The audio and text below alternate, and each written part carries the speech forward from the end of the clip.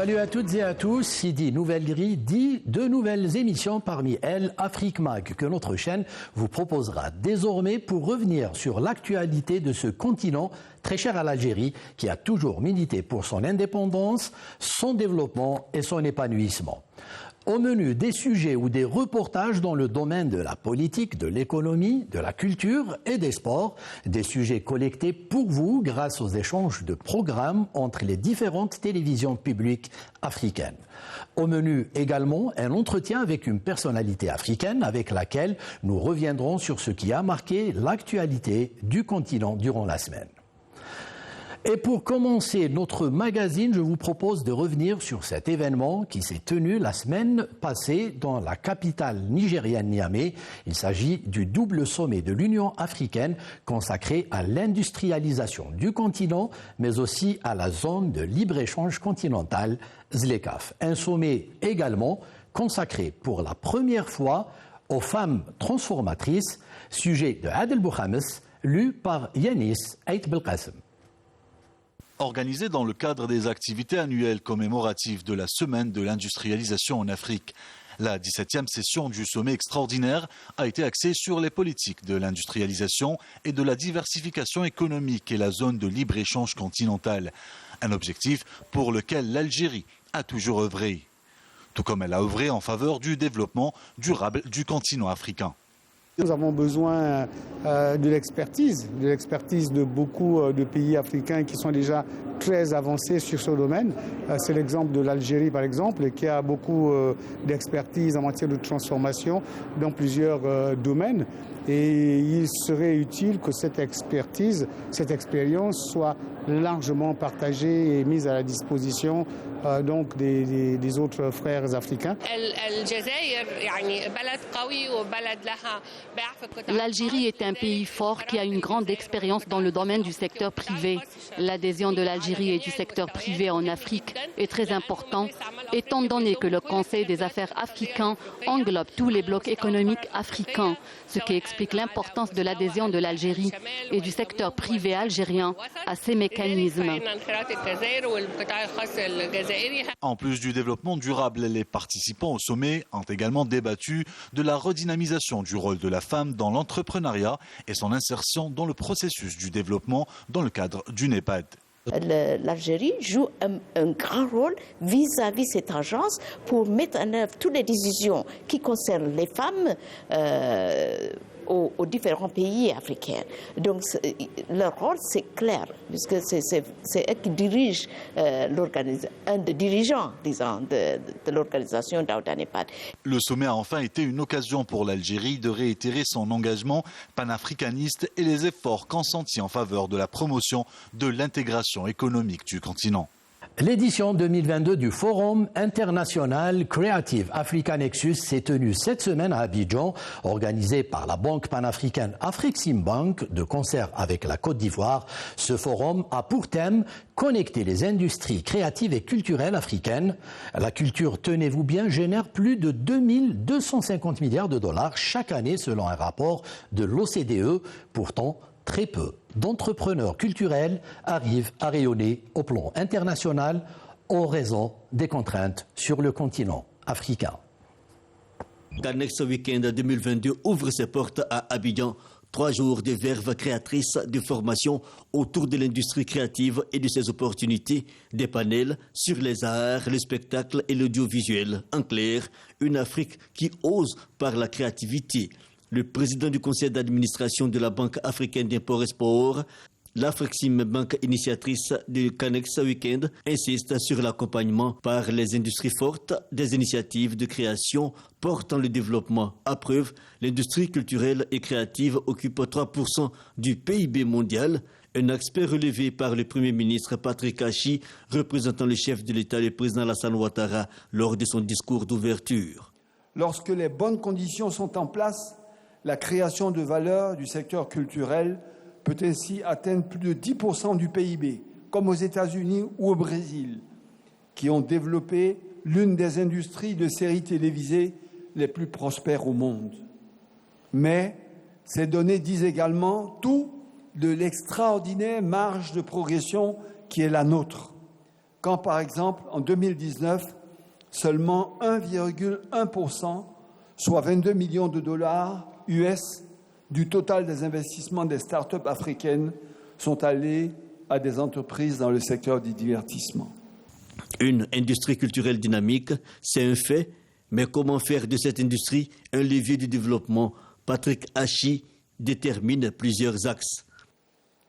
Le premier axe concerne, je crois, la formation de notre jeunesse. Et il est certain qu'il faille nous adapter en permanence aux nouveaux métiers culturels, aux nouvelles pratiques, en insistant surtout sur le numérique, qui est une révolution inouïe de nos vies et encore plus dans les champs de l'expression artistique. Le deuxième axe repose sans doute sur le soutien puissant que nous devons à nos entrepreneurs culturels, nous, les pouvoirs publics. L'ouverture vers le monde et l'audace dans l'entrepreneuriat sont aussi recommandées. Occasion pour le Premier ministre d'inviter l'Afrique culturelle et créatrice à oser davantage. Ce forum Creative Africa Nexus prend fin le dimanche 27 novembre. Abidjan succède à Durban en 2021. Auprès de 120 rencontres, B2B et panels ont été organisées. L'édition 2022 sera à coup sûr une découverte des opportunités et potentialités culturelles du pays hôte, la Côte d'Ivoire. Ebola continue hélas de tuer en Afrique. Ce virus dangereux vient de faire de nouvelles victimes en Ouganda, qui a d'ailleurs décrété un confinement dans 2 districts situés à l'épicentre de l'épidémie. Cependant, une bonne nouvelle se profile. Un traitement semble avoir été trouvé pour lutter contre cette fièvre hémorragique. L'Organisation mondiale de la santé, OMS, recommande fortement 2 traitements à base d'anticorps monoclonaux. Plus de détails dans ce sujet. On regarde. MAB 114, commercialisé sous le nom Ebanga, est le premier médicament fortement recommandé par l'OMS pour lutter contre le virus Ebola. Et le second se nomme Regen EB3. Ces 2 traitements, selon l'OMS, réduisent considérablement la mortalité liée à la maladie du virus Ebola. Ebanga est un anticorps monoclonal, c'est-à-dire un anticorps fabriqué par des cellules en culture pour traiter des maladies spécifiques. Et Regen EB3 est un cocktail de 3 anticorps monoclonaux. Les anticorps étant des protéines de défense que notre système immunitaire produit lorsqu'il est exposé à un micro-organisme infectieux ou un vaccin. Les 2 médicaments sont administrés aux malades depuis fin 2020 après avoir été approuvés par l'Agence américaine des médicaments, explique l'OMS. Statistiques à l'appui. Sur un échantillonnage de 1000 sujets atteints, les résultats en termes de vies sauvées s'obtiennent entre 230 et 400 personnes. Une fois que la contamination est confirmée en laboratoire, les 2 traitements doivent être pris au plus tôt par le patient. Les nouveau-nés arrivés au monde avec cette fièvre hémorragique à cause de la vie en symbiose dans le sang de la mère sont également concernés par la recommandation de prise urgente de médicaments. Le virus Ebola se transmet aussi à l'homme par des animaux infectés, par le sang ou encore par d'autres fluides corporels de personnes infectées. Extrêmement contagieux, Ebola se manifeste par une fièvre brutale, une faiblesse intense, des douleurs musculaires et articulaires, des maux de tête et de gorge, parfois des hémorragies. Contrairement au Covid-19, il n'y a pas de malade asymptomatique et une personne morte d'Ebola garde dans son corps une charge virale très élevée et peut transmettre le virus à ceux qui l'approchent s'ils ne prennent pas des mesures de protection requises. Le vaccin Ervebo, mis au point en 2015, a par ailleurs largement contribué à combattre la maladie à virus Ebola. Nous vous proposons pour terminer cette première partie du magazine un voyage dans la province maritime de Logoué au Gabon et plus précisément dans la commune de Gomba, construite sur la lagune Ndougou. Entre paysages de rêve et richesse naturelle, cette ville de plus de 10 000 habitants a vraiment tout pour plaire. Je vous propose de regarder cette jolie carte postale. Située au sud-ouest du Gabon, dans la province de Logoué-Maritime, à 628 km de Libreville, par voie terrestre, Gomba est construite au sud de la lagune d'Ndougou. Nous sommes dans le sud-est du Gabon, donc la ville de Gomba, les Georges de 5 quartiers, naturellement appelés plaine 1, plaine 2, plaine 3, plaine 4, plaine 5, avec des quartiers qui viennent à peine de voir le jour, qui ne sont pas encore institués dans notre cadre, naturellement la rue Princesse et Tandembouti. Ceux qui vivent ici depuis belle lurette, nous avions les Balumbu, donc au niveau de la lagune, au niveau de la basse Lianga, au niveau du Rembo Bongo, parce que le département est scindé en 3 cantons. Le canton Rembo Bongo, ce sont les Varama. Nous avions vraiment les Pounou, qui sont non loin de chez nous, les Vili. La ville a un visage moderne. Elle bénéficie des voiries bitumées, des bâtiments administratifs et commerciaux qui participent à son essor économique. Avec ses plus de 10 000 habitants, Gamba compte également de nombreux hôtels, des établissements scolaires et un centre médical. On a 2 services ici, le service maternité et le service médecine. Nous, on a un laboratoire ici. En cas de d'urgence, on fait tout de suite un bilan. On voit si vraiment on peut prendre le malade en charge. On le prend en charge au cas contraire. Si c'est une maladie qui nécessite une évacuation, on l'évacue. Nous sommes au niveau de la pharmacie du centre médical de Gamba. Ce sont des médicaments qui ont été offerts par le président de la République. Donc, ce sont des médicaments qui sont gratuits pour la population. Parmi les attractions de cette ville, ces plages, à l'exemple de la Pointe Pétras, un lieu idéal pour se rafraîchir. Il est fréquent de voir des éléphants se promener dans la ville. Tout Gambanais qui habite à Gamba a déjà croisé un éléphant. Ce qui dérange seulement peut-être parce que les éléphants bouffent plus la nourriture en brousse. Le conflit homme-faune est présent et les agents des parcs nationaux assurent la surveillance. Quand vous apercevez un éléphant suivant une bonne distance de sécurité, ne paniquez pas, arrêtez-vous, laissez le temps qu'il faut pour que l'animal s'éloigne. Ici, la pêche est la principale activité des populations. Gamba a de nombreux atouts qui font d'elle une zone touristique, un paysage de rêve et de nombreuses richesses naturelles. Une ville à visiter donc avec beaucoup de plaisir. Et comme annoncé, nous attaquons à présent la seconde partie de ce magazine, une partie dédiée à notre invité. Mais avant cela, je vous propose de suivre ce sujet sur les exportations algériennes, notamment vers le continent africain, pour pouvoir en débattre avec M. Ali Beynasri, qui a accepté notre invitation pour ce premier numéro que nous avons voulu comme une sorte d'introduction. Je vous propose donc de suivre ce sujet signé Nakhla Al-Arabi. Produits pharmaceutiques, agroalimentaires, la machinerie, l'électroménager, les matériaux de construction, notamment le rond à béton, des produits que l'Algérie exporte, notamment vers l'Égypte, la Mauritanie, le Niger, l'Afrique du Sud, la Tunisie et plus encore. L'Algérie, qui était auparavant post-importateur, est passée au statut de pays primo-exportateur.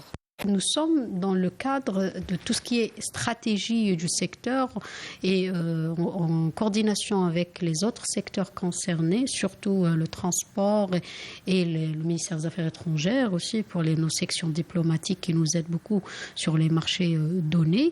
Nous sommes en train de travailler avec aussi les secteurs productifs tels que par exemple le chargé de la production, l'industrie, l'agriculture pour tracer un petit peu une stratégie, on va dire, sectorielle.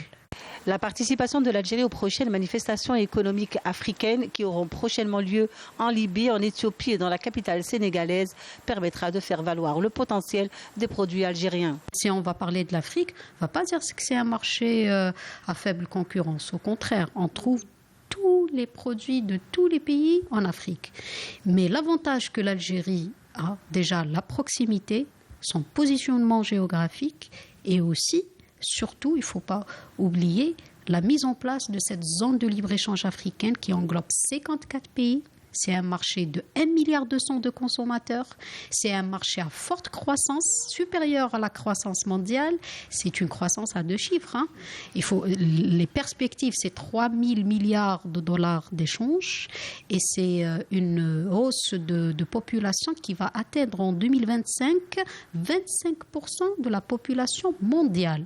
Le ralentissement et les perturbations qu'a connu l'économie mondiale pendant la pandémie de la Covid-19 n'a pas impacté les échanges intra-africains. L'Algérie, connaissant pour certains produits l'autosuffisance, a fourni les pays africains en produits de base, ce qui a de fait induit une hausse substantielle des exportations. Nous avons pu, à travers cette période, déjà faire des expéditions pour répondre à des appels de certains pays africains pour s'approvisionner sur certains produits de grande nécessité. Et ils ont découvert que l'Algérie a des produits qui répondent à leurs normes et que c'est des produits qui sont à la portée aussi du consommateur sur le plan prix, qualité, prix. Donc nous sommes compétitifs et surtout la proximité. Mis à part les manifestations économiques, l'ouverture de marchés africains et le positionnement des produits algériens, la stratégie actuelle du secteur est appuyée par celle du gouvernement qui prévoit le renforcement des lignes aériennes et maritimes pour faire de l'Algérie un hub intra-africain. Le transport terrestre n'est pas en reste avec la transsaharienne qui relie un corridor de pas moins de 6 pays. L'objectif dans tout ça, c'est de rendre notre pays le hub, ce qui est échange intra-africaine. Parce que si on parle de la zone de libre-échange africaine, on parle des échanges, du volume, ça se fait avec une plateforme logistique, ça se fait avec des lignes, ça se fait aussi avec les zones franches. Déjà, nous sommes en train de travailler sur la mise en place des 5 zones franches au niveau des wilayas limitrophes. La nouvelle loi sur l'investissement se veut attractive en vue de renforcer les échanges commerciaux avec l'Afrique. Depuis l'indépendance, et c'est une première, les exportations vers les pays africains, notamment, sont passées de 2 milliards de dollars à près de 5 milliards entre 2021 et 2022. L'objectif étant d'atteindre les 7 milliards. Voilà, plein de points et bien d'autres à débattre avec notre invité, M. Ali Bey Nasseri, que nous allons rejoindre le temps d'un jingle.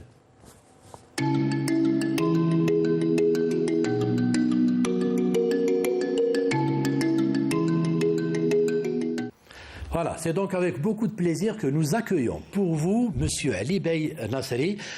Bonsoir M. Ali Bey Nasseri et merci d'avoir accepté notre invitation, surtout que c'est le premier numéro de ce magazine. J'espère que vous n'allez pas vous sentir dans la peau du cobaye.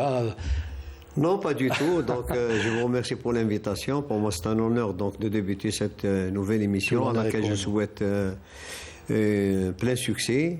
Et elle vient combler un vide qui est celui donc du recentrage de la communication vers l'Afrique et qui manque tant à nos amis africains.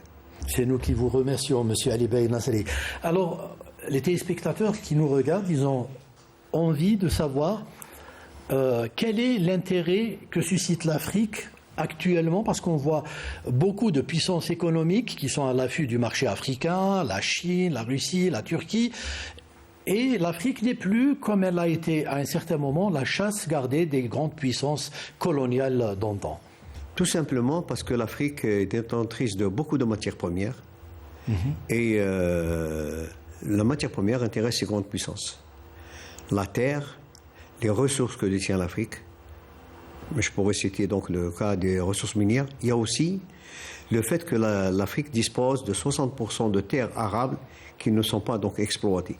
Donc c'est une immense richesse. L'Afrique, donc, d'un point de vue donc, investissement, intéresse ces pays-là. Et on voit qu'il y a eu beaucoup d'investissements, autant de la Chine que des pays du Golfe et de la Turquie que vous avez signalé, qui s'intéressent justement à ces richesses. Et bien sûr, d'abord à leur profit, même si l'Afrique va profiter indirectement, mais c'est ces richesses de l'Afrique qui actuellement, et puis l'Afrique, c'est le pays du futur, plutôt c'est le continent du futur, et on essaie de se placer au mieux. Très bien. Alors, je voudrais savoir, est-ce qu'il y a actuellement une véritable prise de conscience de la part des Africains eux-mêmes par rapport à ce statut que les Africains ont toujours eu, celui d'être exploités.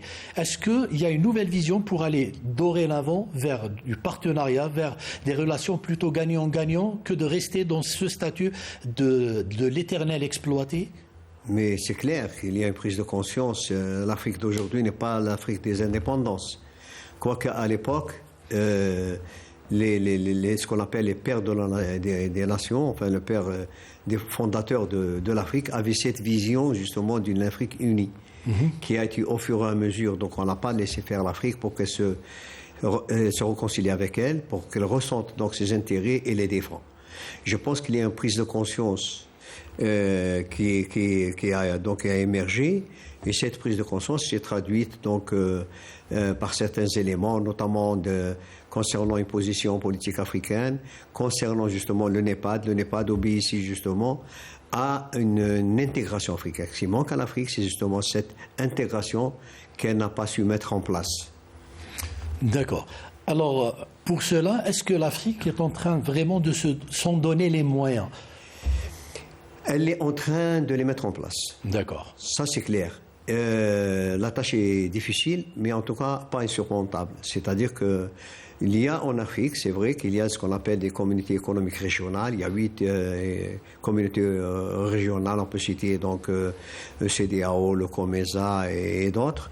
Et maintenant, il y a cette agrégation qu'il faut faire pour que les 8 communautés économiques régionales donc soient une seule. Et c'est l'un des objectifs, donc ce qu'on appelle dans la zone de libre-échange continentale, c'est d'être justement unis face à un monde très déstabilisé. On a vu dernièrement les crises. Oui. Il ne faut pas que l'Afrique soit victime, justement, la victime collatérale des tensions internationales. Et à ce sujet-là, il y a des rapprochements qui sont faits. Il y a l'Union africaine qui travaille à ce sujet. Il y a beaucoup donc de communication, il y a beaucoup d'événements dont l'objectif est justement c'est de renforcer les rangs africains. Justement, vous parlez beaucoup de communication, vous parlez du rôle des médias. L'Afrique a souvent souffert de cette image-là qu'on donnait d'elle, une terre de conflit, une terre de maladie, une terre de migration surtout. Est-ce que, même sur ce plan-là, il n'y a pas un gros travail à faire? Mais absolument. Tout le monde parle de l'Afrique, sauf les Africains. Oui. Donc, parce qu'on a laissé faire. On a laissé faire. D'autres ont considéré que l'Afrique était toujours, donc, n'a pas recouvert son indépendance, puisqu'on décide pour elle, on travaille. Quelques-uns travaillent peut-être contre elle, mais l'objectif ultime, c'est de considérer donc l'Afrique comme une terre à exploiter, uniquement ça. Donc c'est vrai que ça, c'est d'abord la faiblesse de l'Afrique de ne pas unir leur voix en une seule, c'est-à-dire de ne pas exploiter totalement les possibilités donc de l'Union africaine. On a vu beaucoup de divisions, et ces divisions ont servi justement à ce qu'elles soient exacerbées par des interventions étrangères, notamment les anciennes colonies. On ne veut pas que l'Afrique soit forte, on ne veut pas que l'Afrique soit unie.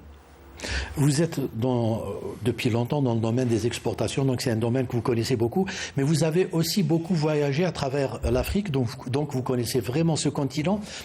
Quelles sont les faiblesses justement de ce continent par rapport, on parlait tout à l'heure de ce sommet de l'industrialisation, quelles sont les contraintes qui pèsent toujours sur ce continent?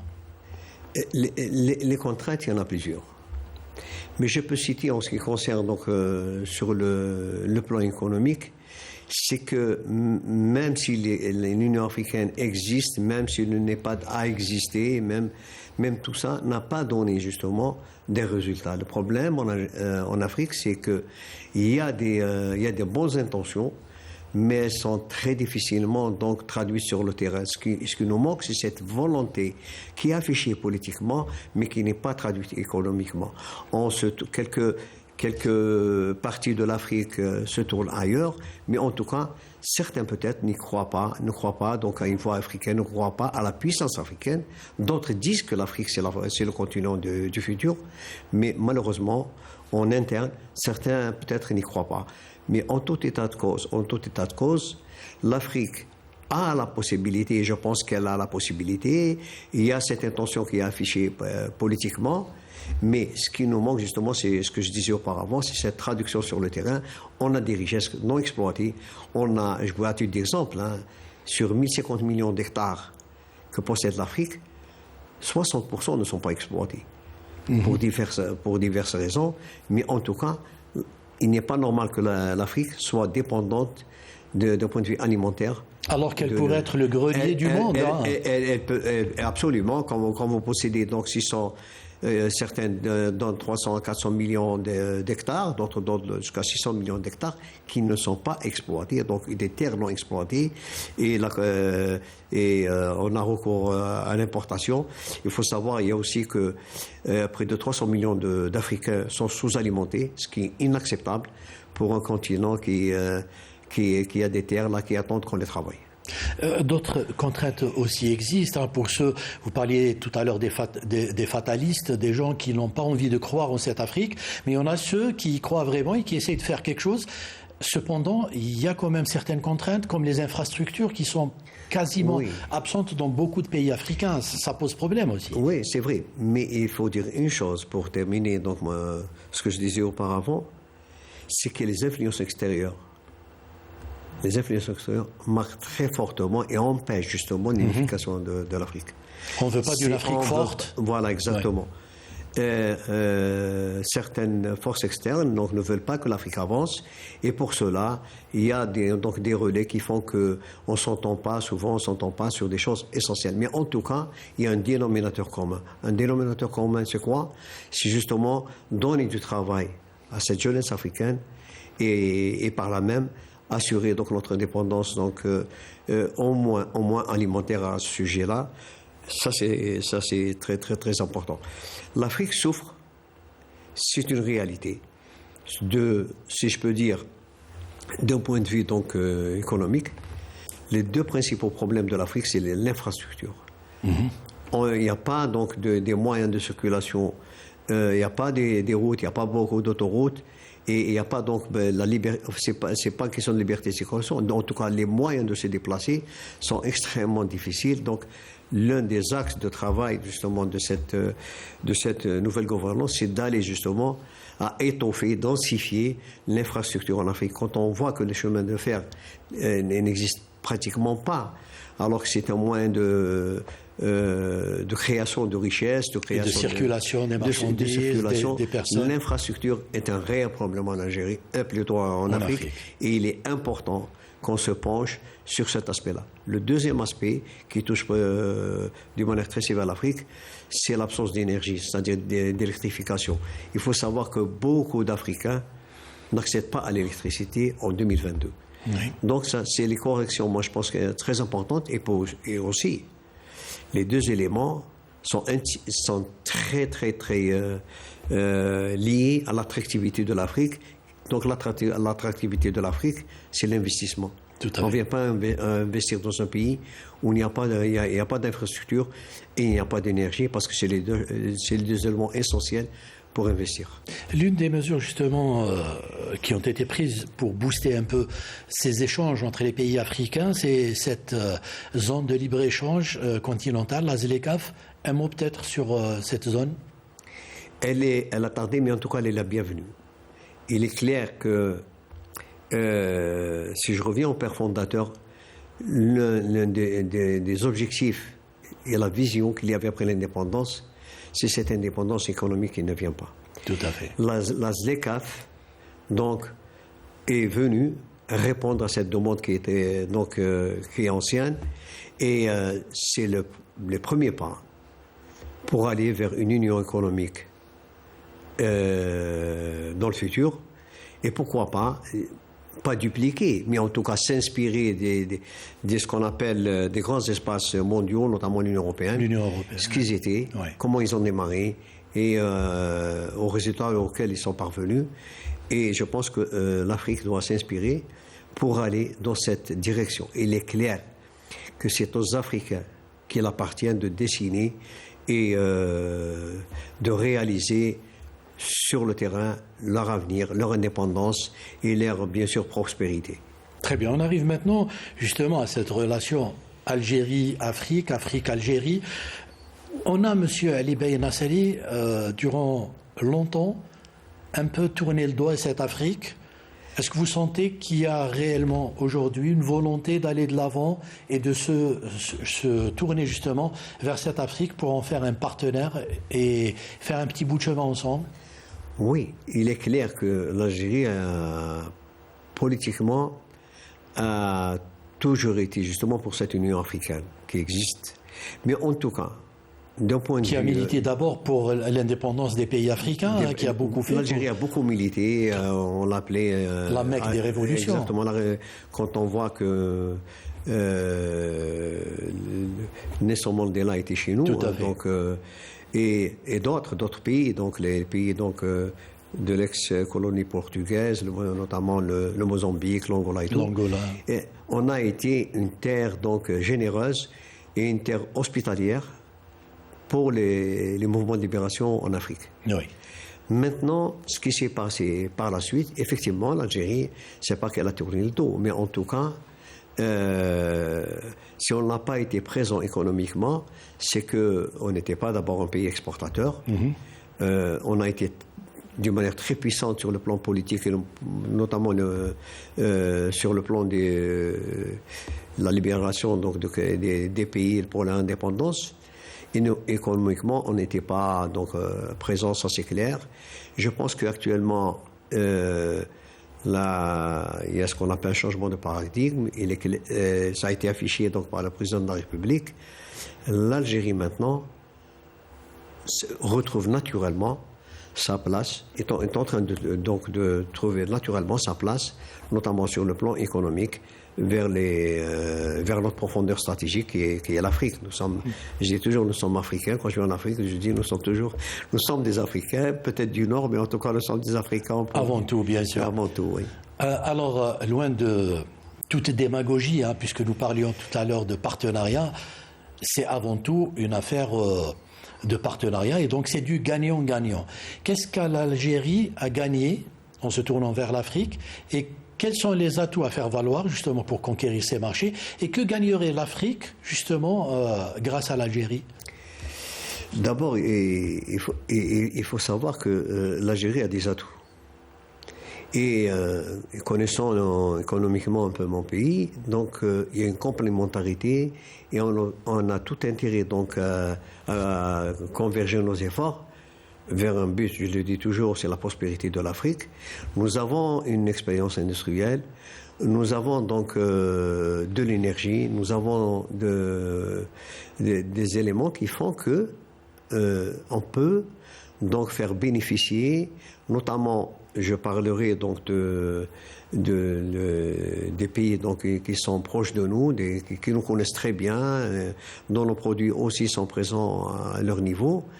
L'Algérie a tout à gagner en s'intégrant à cette Afrique, notamment donc, sur le plan strictement économique, et nous avons à partager donc une prospérité. Oui. L'Algérie dispose d'une expérience avérée en matière donc, de construction industrielle. L'Algérie a des sociétés donc, extrêmement compétentes qui ont la taille critique pour contribuer justement à une des insuffisances donc, de l'Afrique qui est l'infrastructure. Les infrastructures, oui. Absolument. Nous avons, par exemple, je citerai le cas du chemin de fer où nous avons une très grande expérience là-dessus. Nous avons des sociétés capables, donc, et un des moyens de réalisation donc, de la structure ferroviaire. Et là, on a donc, pas notre mot à dire, mais en tout cas notre contribution à le faire. Oui. Donc, un des maillons, c'est celui donc, de l'infrastructure où l'Algérie peut jouer un rôle très très important. Je citerai donc le cas d'entreprises qui ont une taille continentale, qui font dans les ouvrages d'art tout ce qui manque à l'Afrique en matière donc moyens industriels existe en Algérie. L'énergie aussi. Et il faut savoir aussi donc, que l'énergie aussi, c'est très important. Et actuellement, l'Algérie s'inscrit dans un développement des énergies renouvelables qui profitent justement, qui peuvent profiter donc à l'Afrique. Vous parliez tout à l'heure des routes aussi, c'est important absolument. Parce qu'on dit souvent que le développement de la route passe par la route du développement passe par le développement de la route. Bien sûr. Et il y a un projet pharaonique, celui de la transsaharienne, et dans lequel l'Algérie joue un rôle important. Oui, absolument, oui. Absolument. Il faut savoir que l'Algérie s'est totalement impliquée donc, dans la transsaharienne pour plusieurs raisons. Nous avons donc un boulevard, si j'ose dire, entre Alger et Abuja, 1900 km, donc l'Algérie donc, contribue. Il faut savoir aussi que la route transsaharienne sur la partie algérienne est pratiquement donc finie. Et oui, absolument. Donc, et nous sommes à 1200 km de la frontière du Nigeria. C'est-à-dire que le Nigeria est plus proche de notre frontière qu'Alger. Pour vous dire que... Ouais. Et aussi, un élément très important à souligner, cette route transsaharienne peut contribuer justement à l'amélioration du pouvoir d'achat des pays limitrophes. Ça veut dire quoi? Ça veut dire que actuellement, une importation du Niger ou du Mali ou du Burkina ou du Tchad, à partir de, je citerai par exemple le cas de la France, parce qu'on importe beaucoup de ce pays-là, Marseille, Niamey, à travers la transsaharienne, c'est une réalité, c'est entre 15 et 18 jours. Ça peut aller jusqu'à 20 jours. Au lieu de maritime, c'est pratiquement 3 mois entre le transit maritime et aussi du port, des ports, soit de Cotonou, Tema, ou Lomé, vers le Niger. Et le coût représente une réduction de 50% par rapport donc à ce qui vient par voie maritime. Donc là, nous voyons aussi ce qu'on appelle la position géostratégique de l'Algérie, qui peut améliorer, ça c'est parce que c'est des pays enclavés, et le coût, c'est-à-dire le taux de fret est extrêmement élevé pour ces pays-là, et l'Algérie, à partir de cette transsaharienne, peut améliorer, je dis, le pouvoir d'achat, parce que malheureusement, beaucoup de produits sont importés, et à travers l'Algérie, on peut réduire ces coûts-là de 50% au moins. Comme nous arrivons presque à la fin de ce premier numéro, qu'on a voulu une introduction, et grâce à vous, on a fait une très bonne introduction justement à ce sujet qui est très cher aux Algériens, qui est l'Afrique. Parlez-nous un peu des exportations algériennes hors hydrocarbures, notamment par rapport à l'Afrique. Ça reste insuffisant. Qu'est-ce qu'il y a lieu de faire pour booster justement ces exportations ? C'est très insuffisant parce qu'il faut savoir que l'Algérie... notamment par rapport au potentiel. Hein. Par rapport, voilà. C'est-à-dire que l'Algérie n'était pas un pays exportateur. Entre 2 milliards, 2 milliards et demi de dollars, ce n'était pas suffisant. Donc ça ne représente pas les capacités algériennes. Maintenant, depuis 2020, exactement, 2020, on a réalisé 2 milliards. En 2021, nous sommes passés à 5 milliards. Cette année, à 7 milliards. Et ce que nous constatons, c'est que les produits qui vont vers l'Afrique, c'est notamment donc, tout ce qui sert à la construction. Oui. C'est le ciment, qui est émergé, et l'acier. Donc, rang béton notamment. Donc, vous voyez que maintenant, ces investissements et cette exportation profitent d'abord à ces pays-là. Ils vont dans des secteurs... C'est un continent qui va construire. Hein. Donc, voilà, c'est tout un exactement. continent. Et donc, ça, c'est des produits donc, que je peux citer. Donc, il y a aussi quelques produits agroalimentaires, mais c'est les produits industriels que produit l'Algérie et qui sont exportés vont directement, justement, à l'amélioration d'une insuffisance réelle qui est celui des infrastructures. Ça, c'est les deux produits. Il y a aussi, donc, un troisième niveau, donc on a les fertilisants, tout ce qui sert donc comme fertilisant pour la terre. Nous exportons aussi ce qu'on appelle des ammonitrates, des ammoniacs, des engrais phosphatés qui servent donc comme fertilisant pour l'agriculture. Ça, c'est ces 3 produits. Mais en tout état de cause, la montée en gamme et la diversification du potentiel industriel algérien vers l'exportation va aller vers l'Afrique, parce que et c'est aussi une réalité. L'Afrique est faiblement industrialisée. Donc, la taille industrielle actuellement permet d'avoir donc des perspectives très importantes. Et nous disposons donc d'un gisement de produits qui va certainement vers les années futures aller directement vers l'Afrique. Surtout que cette orientation africaine est supportée sur le plan politique et la diplomatie économique algérienne active énormément en Afrique, justement pour préparer le terrain vers l'exportation de ces produits-là. Alors, ma dernière question, le véritable défi de l'Afrique ne serait pas plutôt celui d'investir dans l'homme plutôt que dans autre chose ? Il va falloir des compétences africaines pour justement mener cette Afrique vers le développement ? L'un des défis de l'Afrique, c'est justement d'empêcher la déperdition des compétences. La diaspora africaine favorise le développement ailleurs, sauf en Afrique, pour plusieurs raisons. Donc il ne faut pas ajouter la pierre aux gens qui partent, mais que doit faire l'Afrique pour retenir ses compétences, au moins d'une manière alternative, au moins donner les conditions à cette diaspora, qui a aussi des atouts financiers, qui a des atouts donc d'expertise, qu'elle vienne, qu'elle s'intéresse, qu'elle investisse. Il est clair, c'est avec nos enfants, avec les Africains, un élément de la diaspora qui va, il faut savoir que les Africains sont très liés à la famille. Donc, il est très facile de les... Oui, absolument, je connais trop bien l'Afrique, la famille avant tout. Donc, ils veulent investir. Comment canaliser, comment mettre en place justement ce cadre de facilitation pour que la diaspora puisse investir chez elle et apporter sa contribution à l'expertise. Il y a beaucoup, moi je pense que c'est l'élément le plus important, c'est la ressource humaine. Et cette ressource humaine, il faudrait, une fois qu'on la forme, qu'on la garde chez nous. Je pense qu'on ne pouvait pas trouver une meilleure introduction à ce magazine que celle que vous avez présentée, M. Ali Beye Nasseri. Je vous en remercie. Alors, je vous laisse le dernier mot.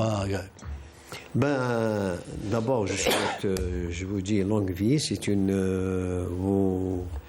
par cette émission, donc vous contribuez justement à la présence africaine dans le domaine de la communication. Nous avons besoin de communiquer. On se tourne le dos, c'est vrai, mais en tout cas maintenant, il faut aller de l'avant. Ce magazine est là pour apporter justement de l'information de ce qui se passe en Algérie, quelles sont les actions algériennes en matière donc d'économie, en matière de tout ce qui est fait en Algérie. On a besoin de se connaître. C'est qu'on se connaît, donc on pourra donc avancer. Je souhaite bonne chance et je dis vive l'Afrique avant tout. Merci beaucoup, M. Ali Beye Nasseri. Merci à vous. Voilà, je remercie surtout l'équipe du Studio 2 pour sa patience. Je vous remercie, vous, de nous avoir suivis. J'espère vous retrouver dans un deuxième numéro de Afrique Mag. Salam.